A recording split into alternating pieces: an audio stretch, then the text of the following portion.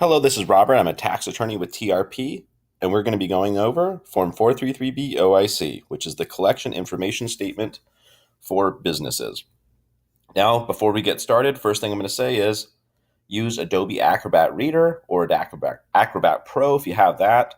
I don't recommend filling out in the browser, even though we're going to be reviewing it by going through the browser. So, this offer and compromise situation is not for all businesses. If there's a lot of assets, there's a lot of income coming in, and the expenses are not that high. At the end of the day, the company's making a lot of money, probably not going to get an offer and compromise. So just throwing that out there before we get started. Okay. And the other thing I got to say is fill this out the best you can. It should be completed as accurately as possible. But when you come across areas you're not totally sure on, use your best estimate. Explain in the cover letter that you used your best estimate for the situation if you're not sure on the item's accuracy.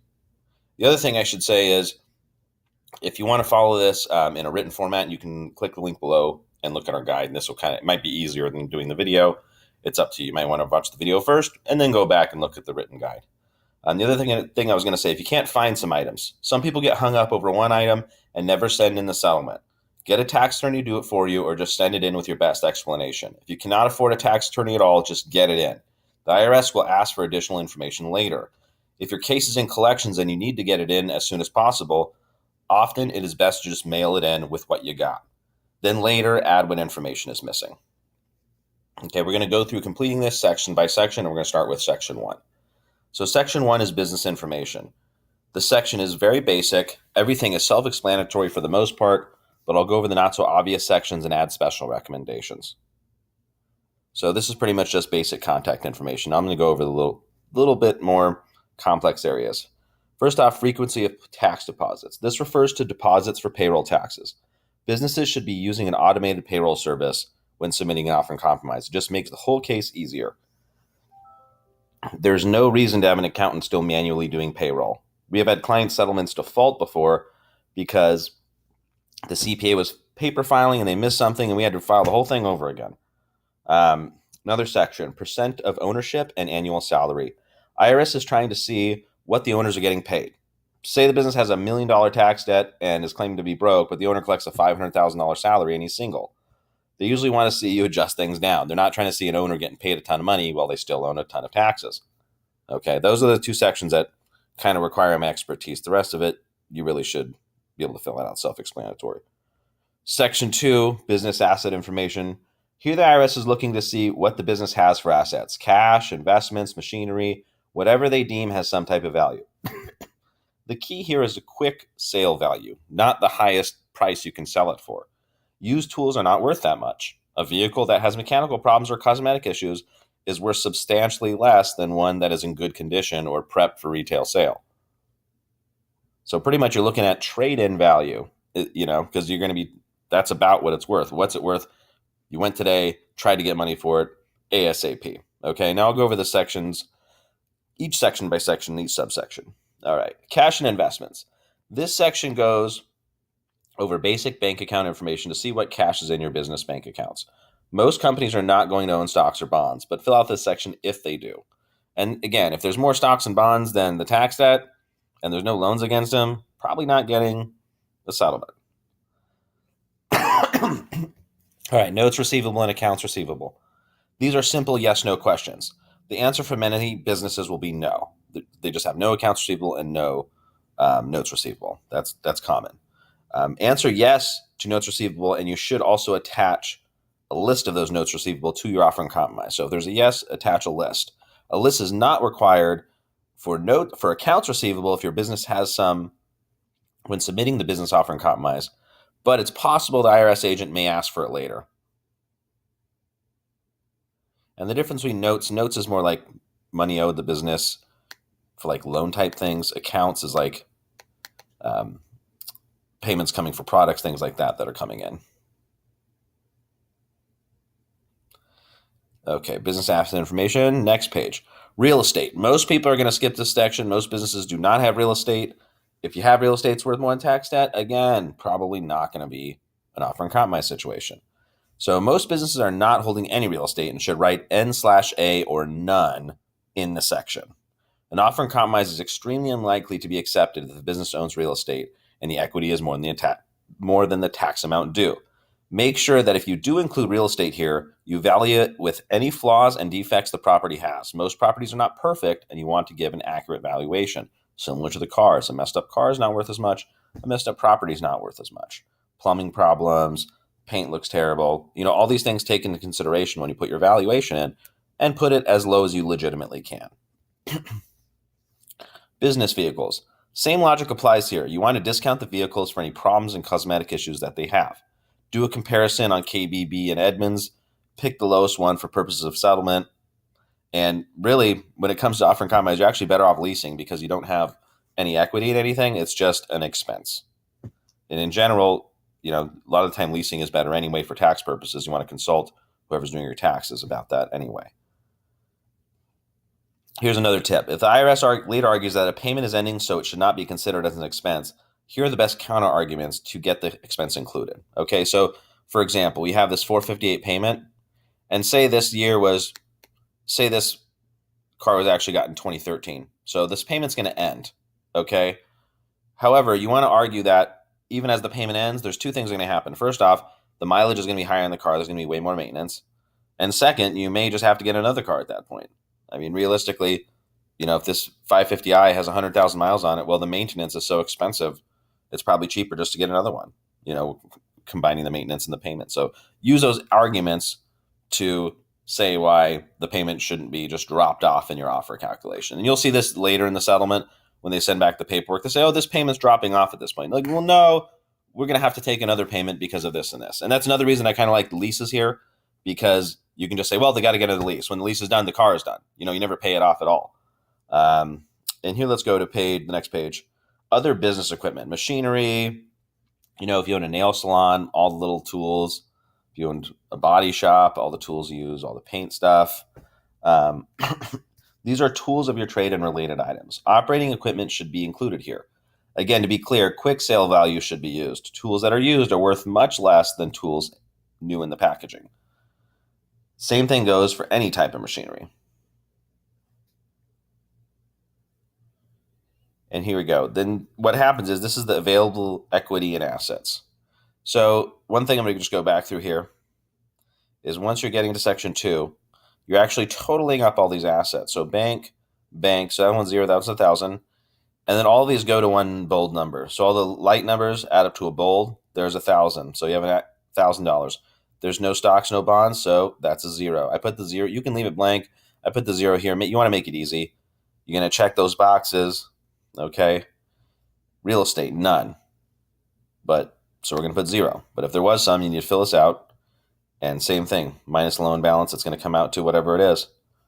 Vehicle, this vehicle has no equity. Most vehicles have no equity when there's a loan on them.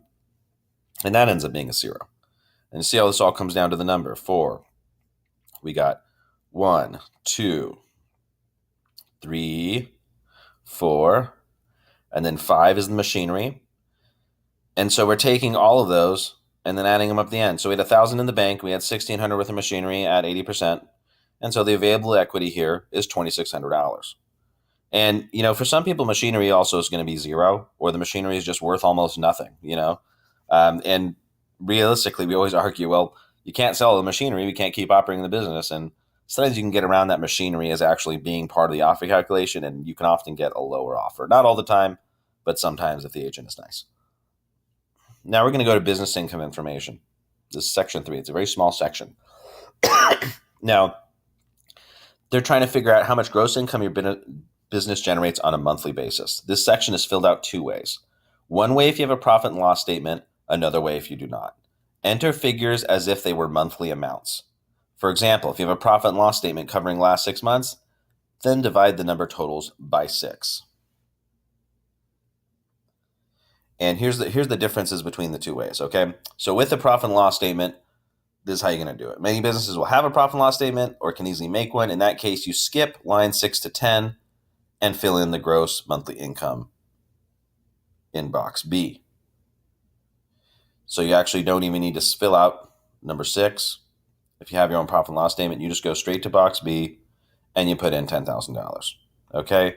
Without a profit and loss statement, Fill out the information based on the last 6 to 12 months. It's best to put the range of months that produces the lowest average monthly income. Enter the average monthly gross income per category. Most businesses that are filling this out and do not have a profit and loss statement will just be filling out box 6 and just filling out box B. Box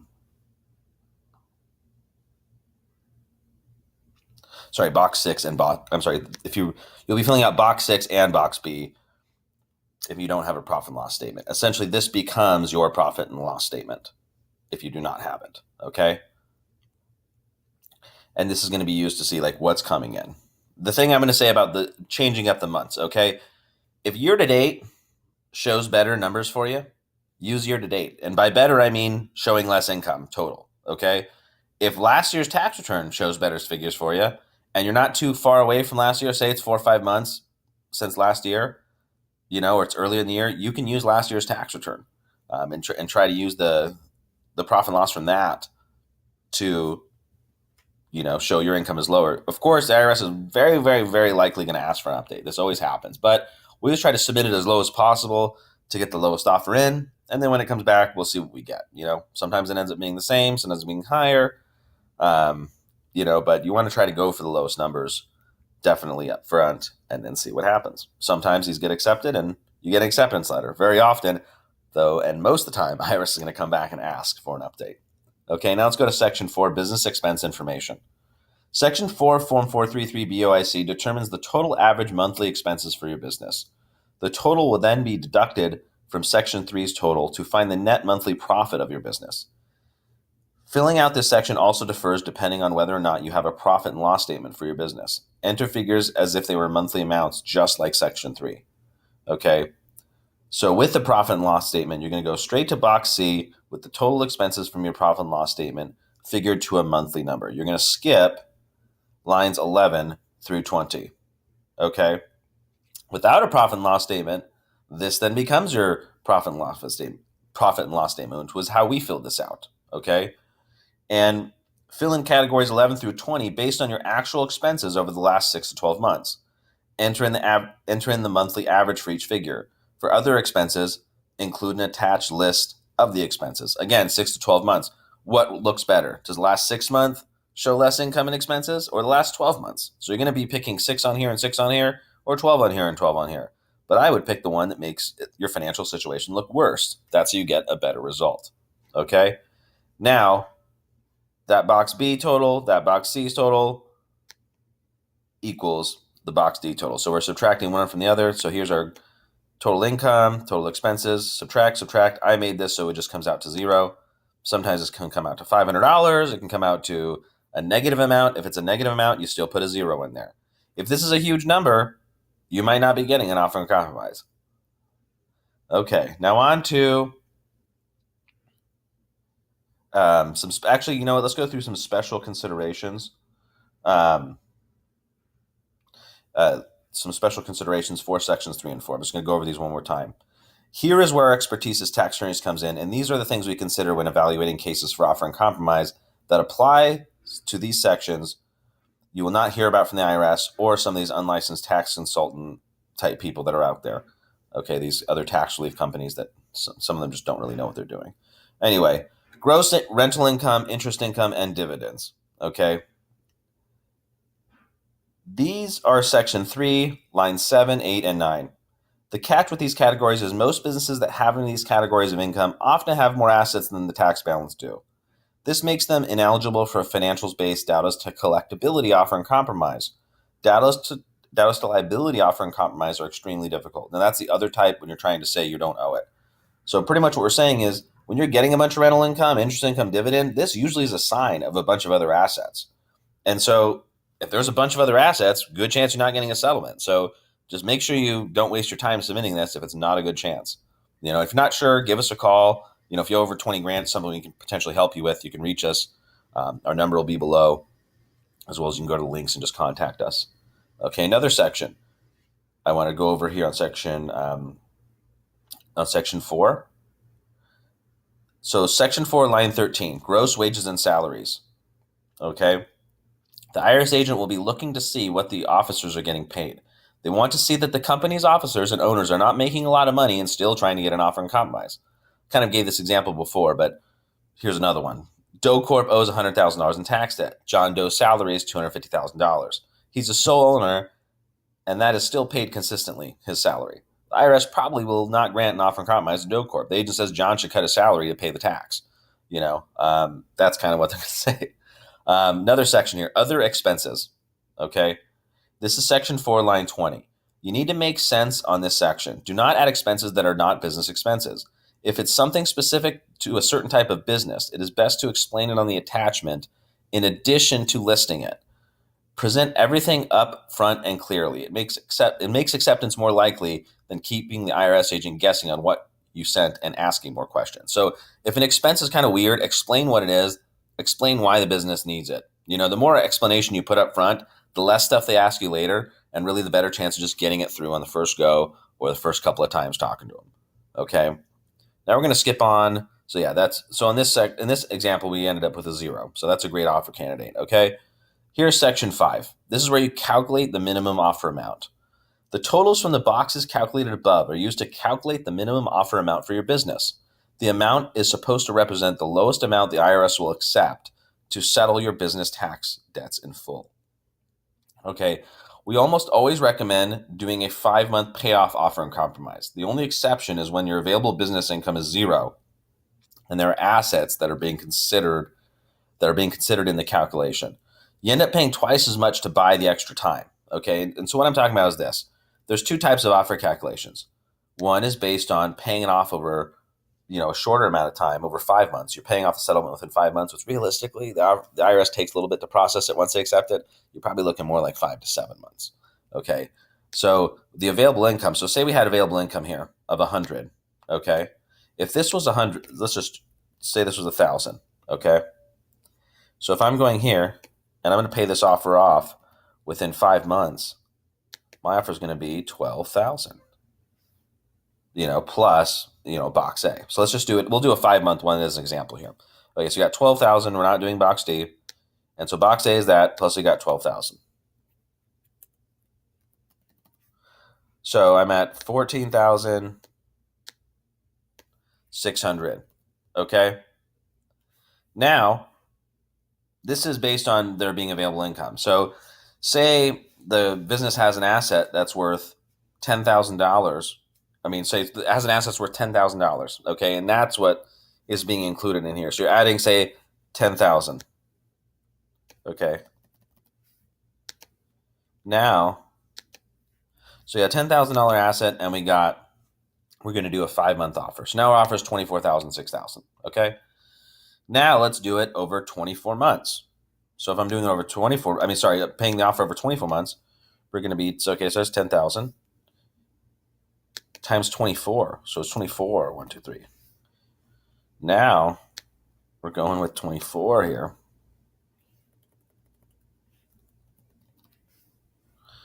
And now your offer just went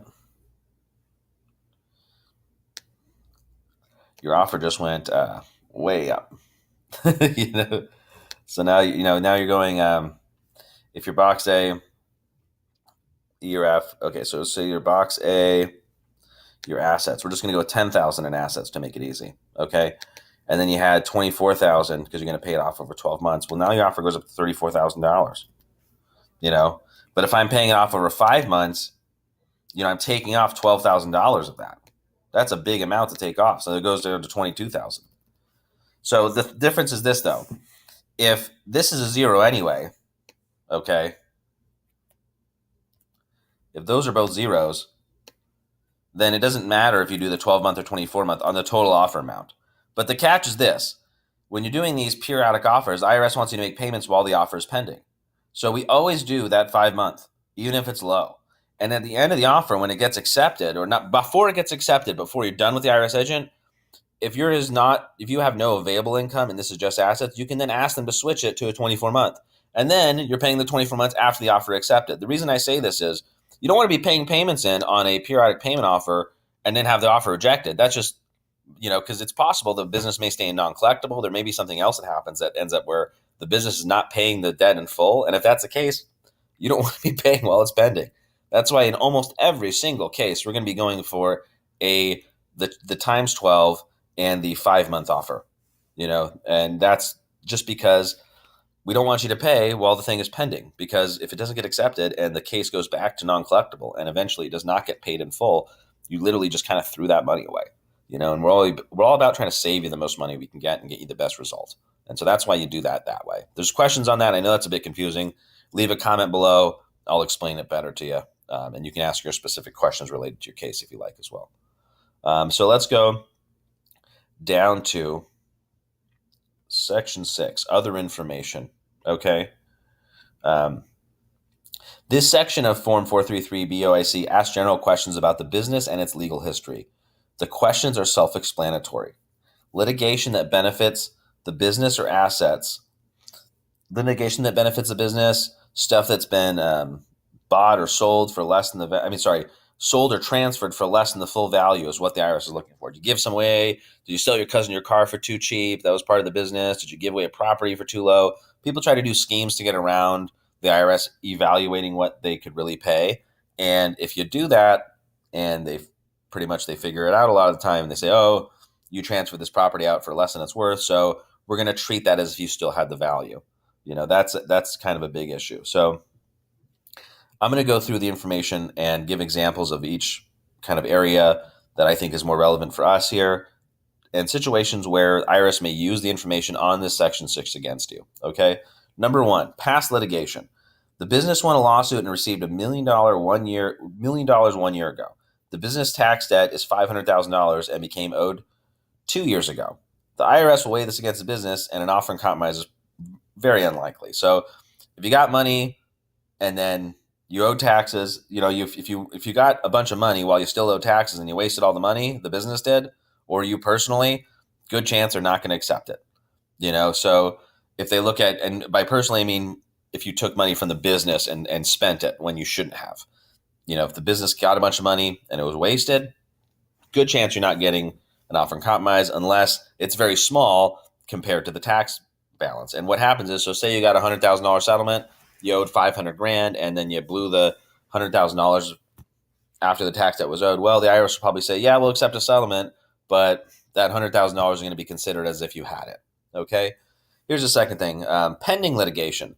The business is a plaintiff in litigation for a failed contract, and you have good odds of winning the case. The business will get, for example, $1 million plus attorney's fees. The tax debt is $250,000. The IRS agent may say, hey, we should wait and see what happens. You're going to get this settlement. The business is going to get this money, and you can pay it. So we're going to reject your offer or return your offer. Okay. The other thing, transfer assets. Here's an example. Doe Industrials, Inc. owned the office of the business in 2017. It was sold in early 2018 before the offer in compromise was submitted, but after the taxes were owed and the fair market value of the building at the time of sale was $500,000. The office was sold to the business owner's mother for $250,000.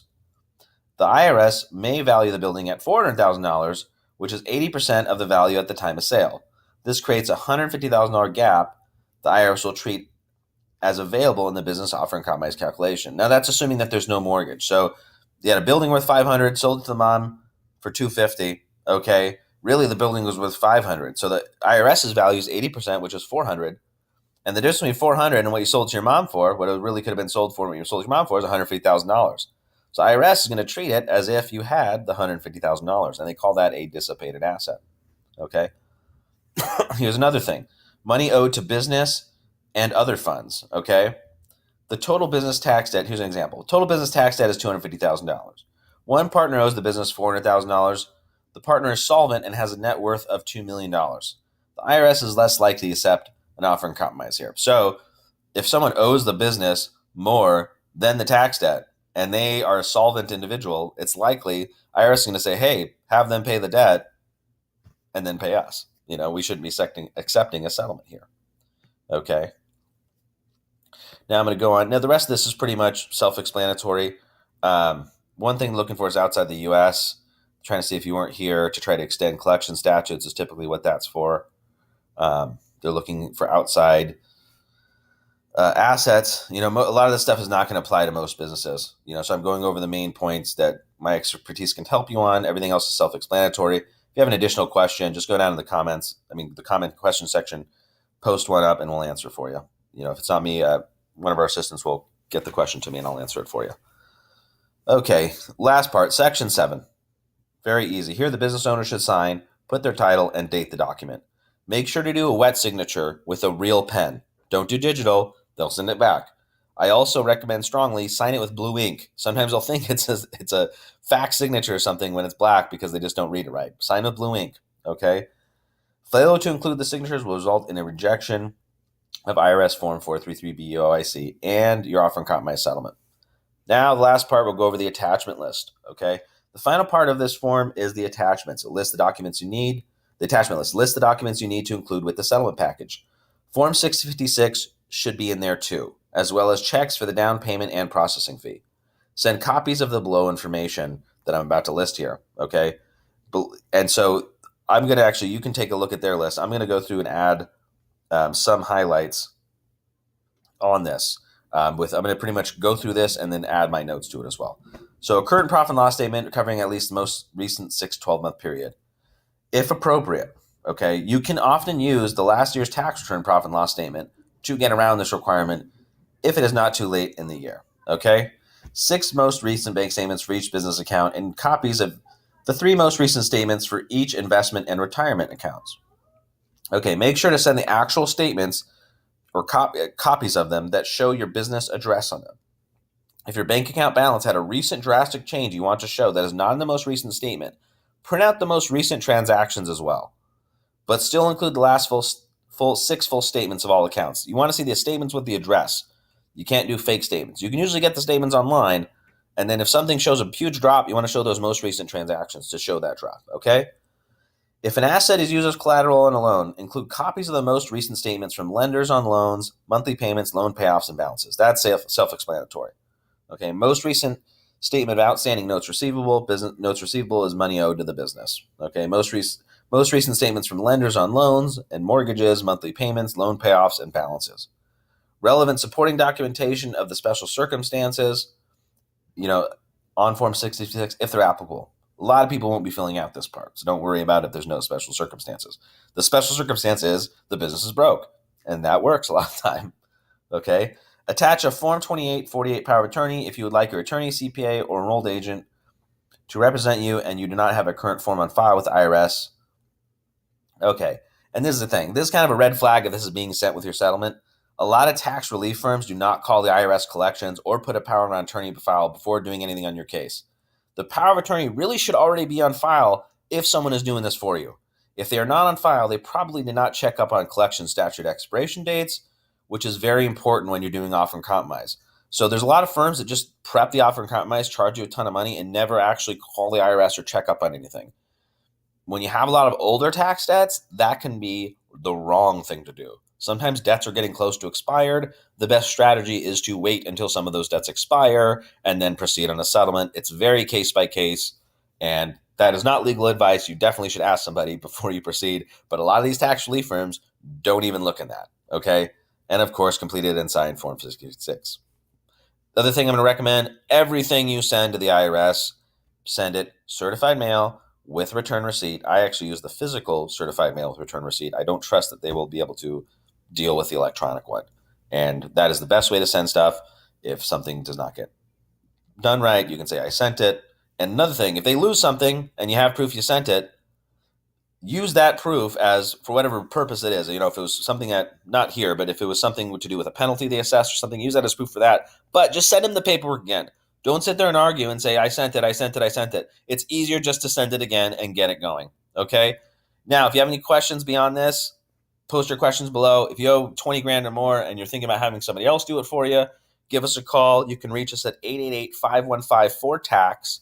Again, that's 888-515-4829. And you'll have a consultation with myself, one of our other tax attorneys. And even if we can't do your case or something we can't help you with, we'll at least point you in the right direction. And thanks. This is Robert. Thanks for watching this video.